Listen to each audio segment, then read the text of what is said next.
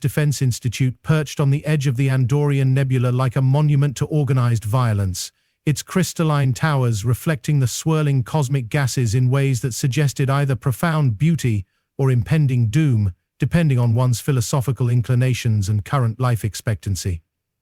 For over 4 centuries, the Institute had served as the galaxy's premier finishing school for professional killers, assuming one's definition of finishing included the creative application of advanced weaponry to solve interpersonal disputes. Governing philosophy centered around the iron hierarchy, a charmingly straightforward system where one's social standing depended entirely on their ability to render others unconscious, diseased, or, at minimum, significantly rearranged.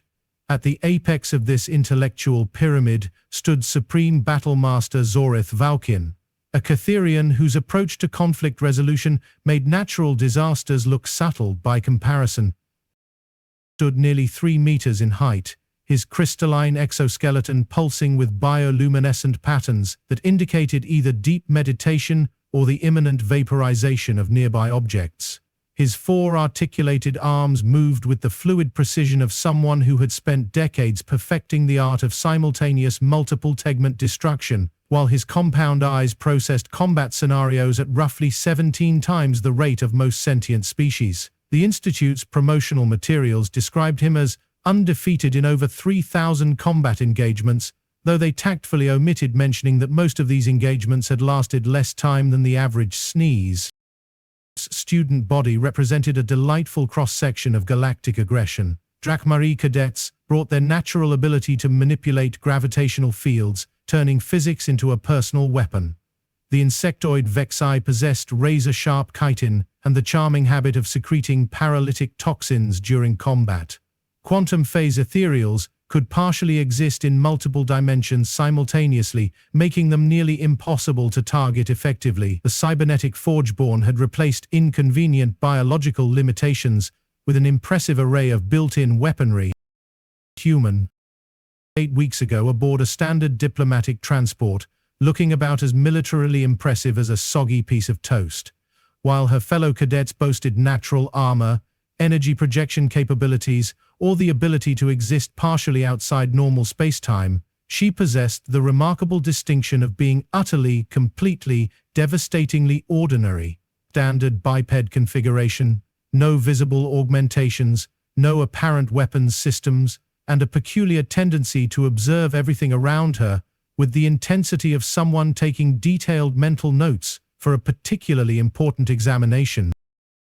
She had not spoken a single word since her arrival, not during orientation, not during the brutal initial assessments, not even when Instructor Curex accidentally incinerated her during plasma field training.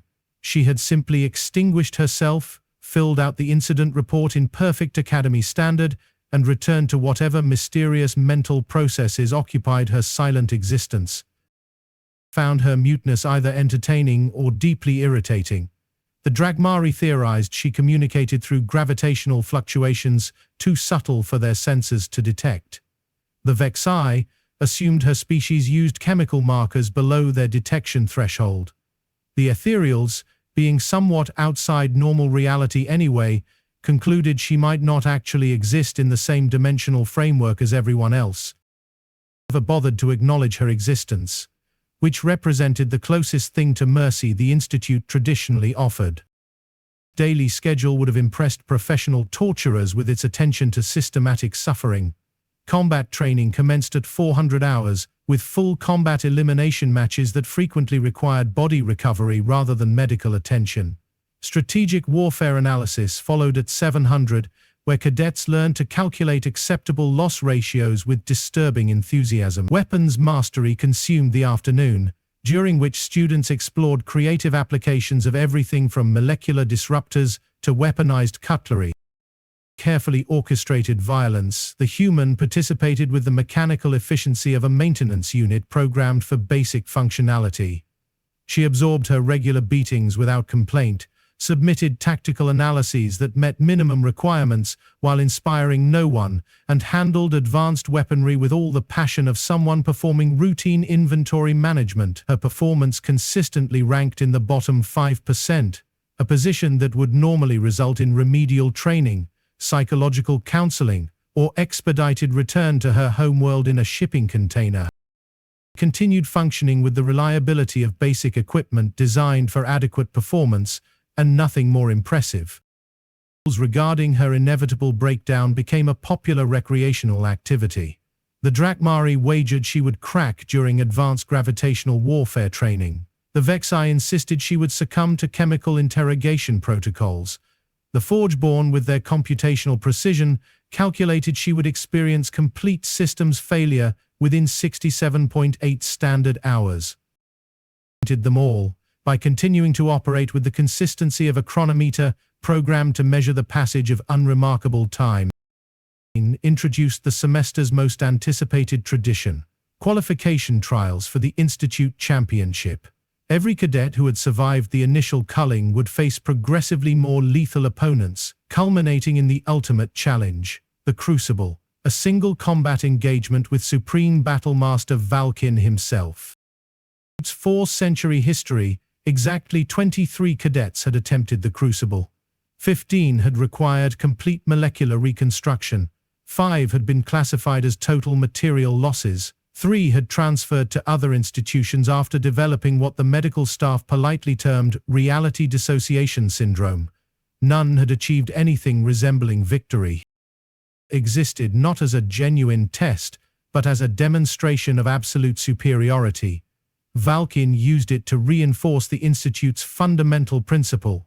There was always someone more dangerous, and that someone was invariably him.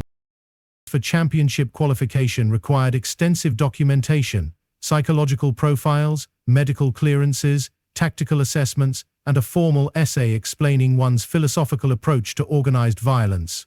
Most cadets spent weeks crafting elaborate justifications for their warrior spirit and dedication to galactic military excellence. Submitted her application on a single form containing one sentence, requesting permission to attempt the Crucible. Staff assumed someone had made a transcription error. Certainly the small, silent human intended to apply for basic qualification trials, not the ultimate death match with their apex predator. They contacted her for clarification through the standard diplomatic channels. The identical form. Kellhawks, whose species had evolved specifically to excel at bureaucratic procedures and chronic anxiety disorders, personally visited the humans' quarters to explain the obvious mistake. The Crucible was reserved for the Institute's elite warriors, not first-year cadets who had never achieved victory in any measurable category. To his detailed explanation with her characteristic unsettling attention, then handed him a third copy of the same application. Humans' Crucible request spread through the Institute like a particularly aggressive computer virus. The reaction was universal. This represented the most entertaining development since Cadet Ethereal 7 had accidentally phase-shifted himself into a parallel dimension during meditation practice. Networks activated immediately. Would she withdraw her application once reality set in? Would she survive longer than 45 seconds? Would Val'kyn accidentally obliterate her before she could formally surrender? The Forgeborn calculated probability matrices with characteristic precision, while the Drakmari organized viewing events with complementary gravitational field demonstrations. He found the situation amusing. Instructor Kyrex suggested using the event as an educational opportunity about realistic goal assessment. Professor Malthon recommended immediate psychological intervention for obvious delusions of adequacy. Self received notification of the challenge, with the sort of tolerant amusement typically reserved for small children announcing their intention to conquer solar systems. He approved the application with a casual gesture, then returned to his meditation on the inherent weakness of all inferior life forms. Scheduled for the following week. Its Grand Colosseum had witnessed countless demonstrations of Val'kyn's supremacy, but rarely had the entire student body and faculty assembled for what everyone anticipated would be an educational homicide disguised as a combat exercise. The hexagonal arena stretched 60 meters across, surrounded by quantum-reinforced barriers designed to contain whatever remained after the inevitable conclusion. The arena with his customary dramatic presentation, crystalline exoskeleton pulsing with bioluminescent patterns that suggested either deep spiritual preparation or imminent mass destruction. His 4 arms moved with fluid precision, each one capable of generating enough force to crush armored vehicles, while his compound eyes analyzed the combat environment with computational efficiency that made advanced artificial intelligence look sluggish by comparison. From the opposite access point, wearing standard-issue training gear and an expression of mild curiosity, she surveyed the arena as if cataloging architectural details, or perhaps calculating optimal acoustics for public speaking. Her preparation for the most significant combat engagement of her life appeared to consist of basic stretching exercises that wouldn't have challenged a sedentary office worker. Anticipation was electric. This would be a massacre, but at least it would be an instructive massacre with excellent sightlines. Commandant Vextool, a Catherian elder whose career accomplishments included 63 documented victories and 1 legendary incident involving the systematic destruction of an entire rebel fleet using only tactical brilliance and appropriately applied violence, stepped forward to officiate the proceedings. "Commence upon my signal," he announced, according to traditional protocol. "Engagement continues until surrender, incapacitation, or termination. May the superior warrior demonstrate their dominance." His 4 arms experimentally, bioluminescent patterns shifting to combat-ready configurations. The human stood motionless, observing him with the same focused intensity she applied to everything else. Moved with the explosive speed of an apex predator, crossing 20 meters in under 3 seconds, his primary arms swept toward the human in a coordinated attack pattern, designed to end the engagement before she could comprehend what was happening to her. Air shifted position with minimal effort, moving precisely far enough to avoid his attack without wasting energy on unnecessary acrobatics. Val'kyn's momentum carried him past her location, forcing him to recalculate and adjust his approach. She demonstrated greater mobility than her assessment scores had indicated. The assault came from multiple angles simultaneously, utilizing advanced Catherian combat techniques refined through millennia of evolutionary warfare. His secondary arms blocked potential escape vectors, while his primary limbs struck toward her center mass with enough force to liquefy most organic materials. Rolled smoothly and emerged behind him in a single fluid motion. Murmured with genuine surprise. 2 attacks, 2 complete misses. This was already exceeding everyone's most optimistic predictions. Experienced the first stirring of something that wasn't quite concern, but wasn't absolute confidence either. He had anticipated concluding this demonstration within moments, not engaging in an extended tactical exercise around the arena. The human clearly possessed superior agility compared to her training evaluations, but speed alone wouldn't compensate for his overwhelming advantages in reach, strength, and 4 centuries of combat experience. A more systematic approach, using his size and multiple limbs to control space and gradually limit her movement options. This was his area of genuine expertise. Combat involved more than raw physical ability. It required psychological pressure, spatial awareness, and the inevitable moment when opponents' limitations revealed themselves under stress. He continued evading his increasingly sophisticated attacks with economical precision, never attempting counteroffensives, never seeming to consider actual combat. She appeared content to postpone the inevitable while studying his methodology like a researcher observing a fascinating but ultimately predictable experiment. Then 15. Entertainment was transforming into confusion. This wasn't the brief educational demonstration they had expected. The human was actually surviving, which violated several fundamental assumptions about reality. He found himself exerting more effort than seemed reasonable. His attacks were becoming more aggressive and less controlled as the human's evasion patterns seemed almost precognitive, as if she understood exactly where he would strike before he had committed to specific movements. For the first time in 8 weeks. "Battlemaster Val'kyn," she said in flawlessly articulated Academy standard, her voice carrying clearly across the arena despite the surrounding chaos. You adjust your bioluminescent patterns 2.3 seconds before transitioning between attack modes. Mid-assault. What did you say? Skeleton's light patterns. They shift to match your intended combat technique, probably an involuntary biological response, but it telegraphs your next move quite clearly. Into absolute silence. The human had not only broken her mysterious silence, but had apparently been conducting detailed tactical analysis while casually avoiding his attempts to render her into component atoms. Arms also demonstrate a consistent timing delay, she continued conversationally, still moving in perfect circles just outside his effective range. Approximately 0.4 seconds behind your primary limbs. Likely related to neural processing hierarchy, but it creates predictable attack sequences. Something cold and entirely unfamiliar settling in his crystalline core. No opponent had ever provided real-time technical commentary on his combat performance. They typically screamed, bled, begged for mercy, or died with whatever dignity they could manage. They did not offer instructional critiques like military academy professors.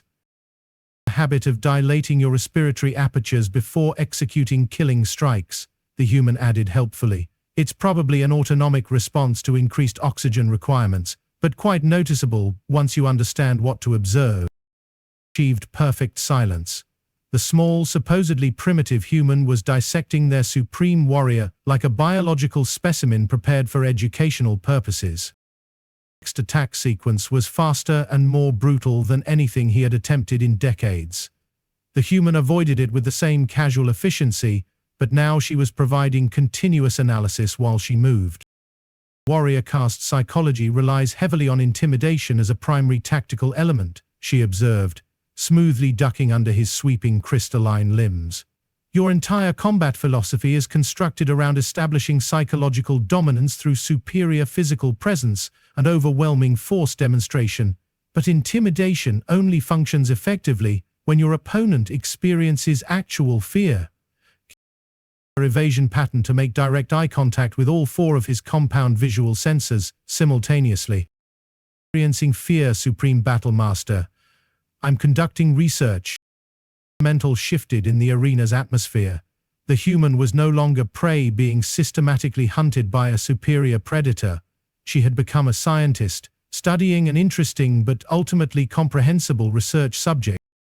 "Know what I've been doing for the past 8 weeks?" she asked, resuming her circular movement pattern while he struggled to process this psychological reversal. "I've been observing, not just you but everyone.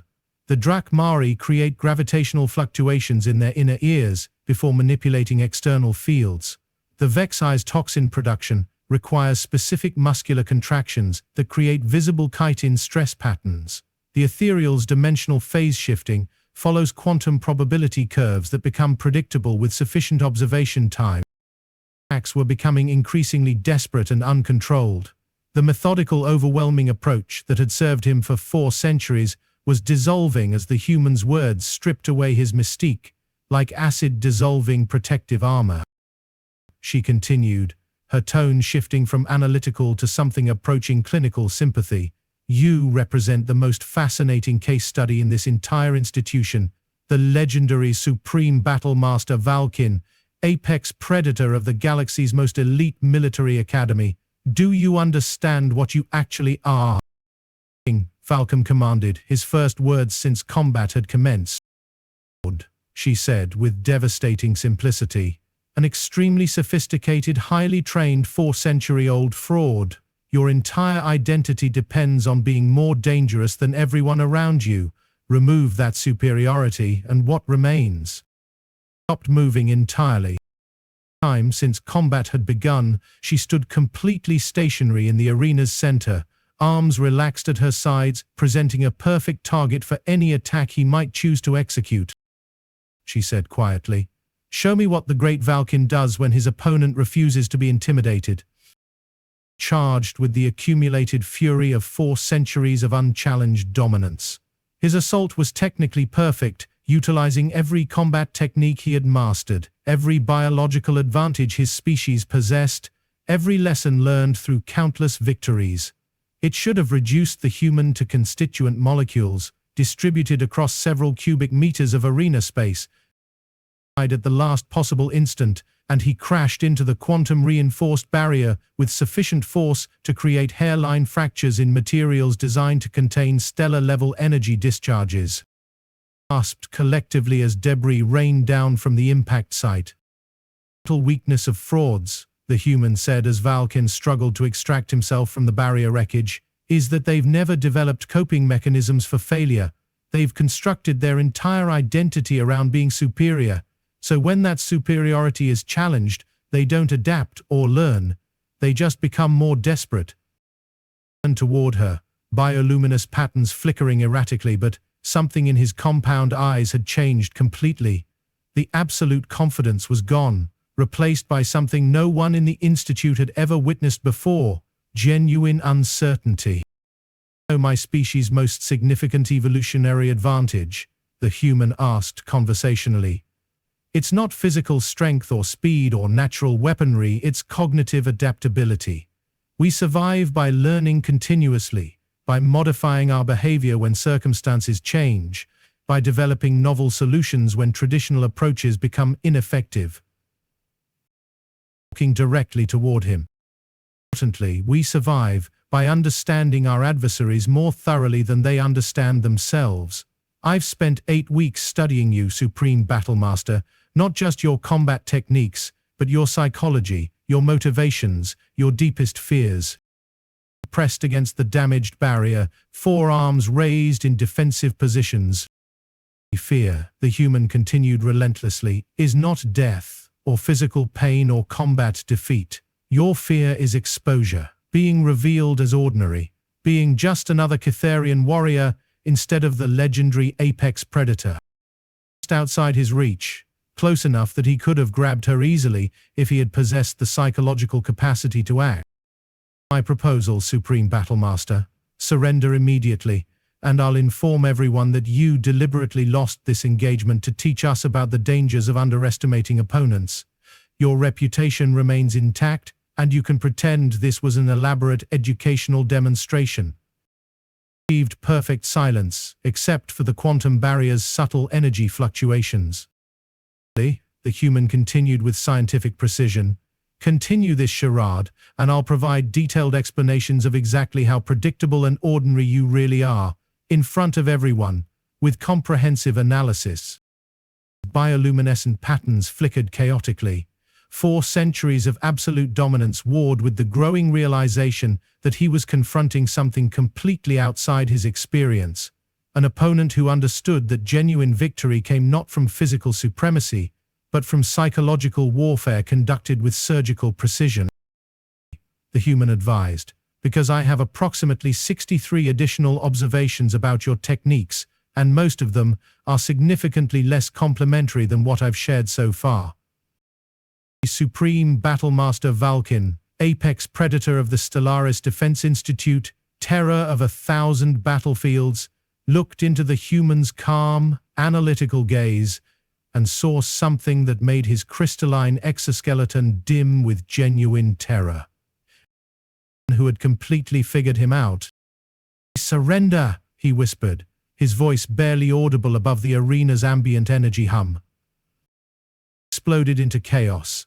Cadets shouted in confusion and disbelief, faculty members stared in shock, and the gambling networks collapsed as no one had calculated odds for a voluntary surrender. He nodded politely to the stunned commandant, walked to the arena exit, and disappeared into the Institute's labyrinthine corridors. Touched him. Followed, the Institute struggled to process what had occurred. The human had not achieved victory through superior combat ability, advanced technology, or mysterious powers. She had won by understanding that true strength lay not in physical dominance, but in the ability to observe clearly, think strategically, and act with devastating precision.